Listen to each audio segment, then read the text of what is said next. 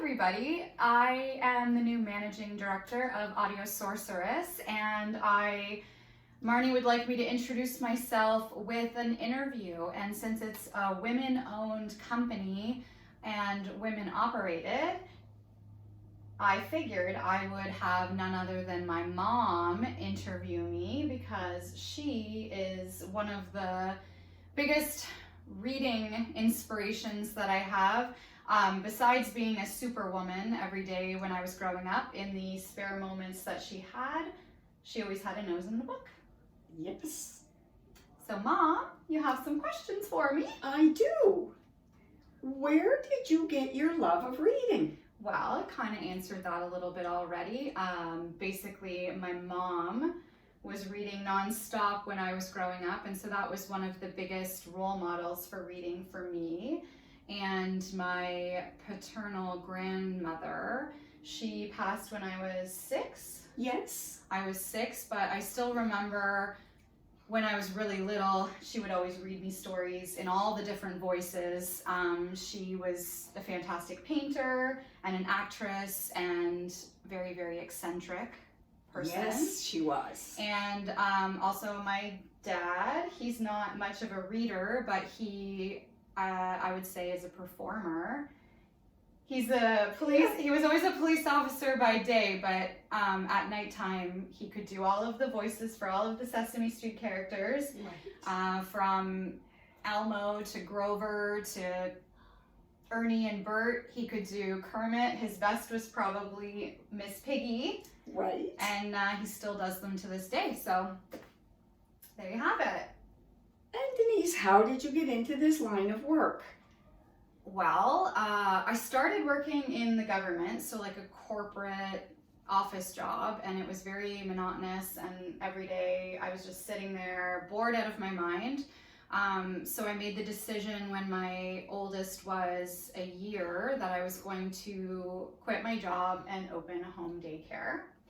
And so that way I could be up and moving, and I could use it as a creative outlet, work on art and baking and singing and dancing and all of that stuff.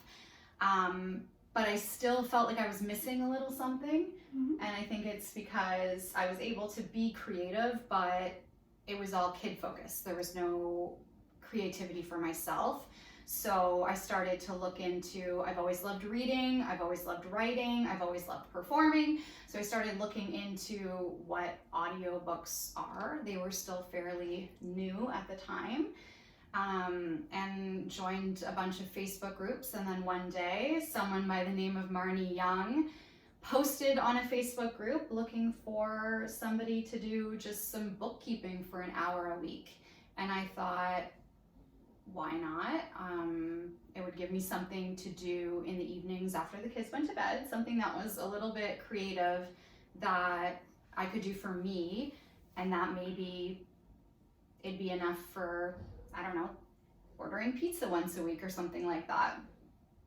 And then it just kind of exploded from there.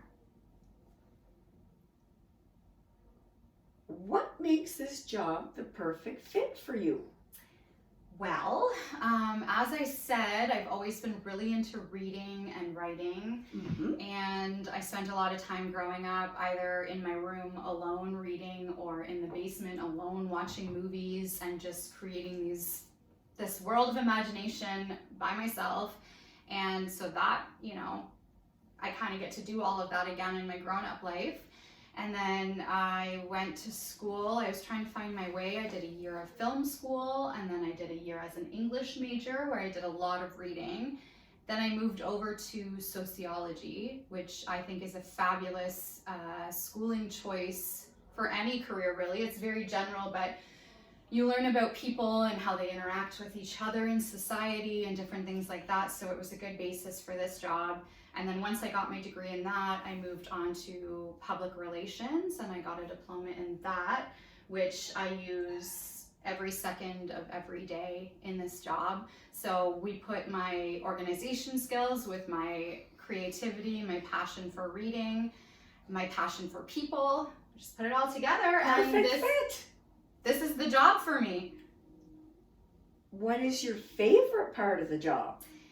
My favorite part of the job, honestly, is just making friends. So authors will email me or contact me on social media with an upcoming project, or narrators will message me wanting to be on the roster to audition for projects.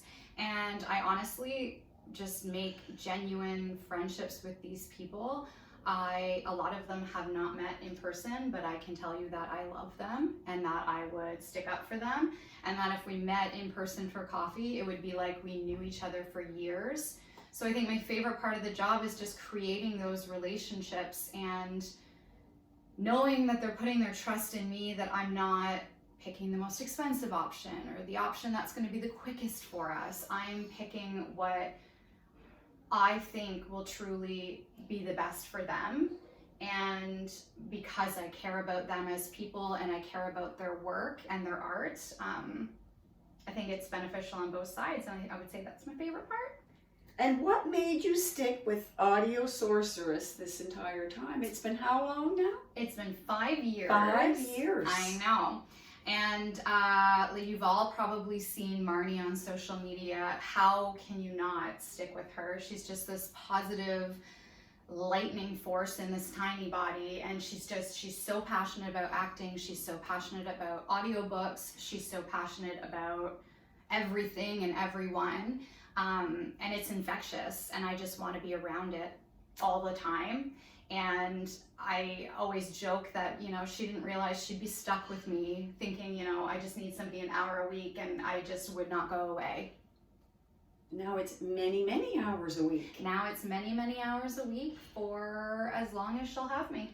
And what would you say you're most excited about in 2024 with Audio Sorceress? I'm so excited about everything. Marnie always says we're going to double our projects this year, and wow. we really have the capacity to do it. We have the passion to do it. We're super excited, and I'm just excited to see how much I can help make it grow. That sounds fantastic, Is Denise. that all we have? That's This it. is my mom That's who hates attention, and thank you for doing this for You're me. welcome. I love you. I love you. Mwah.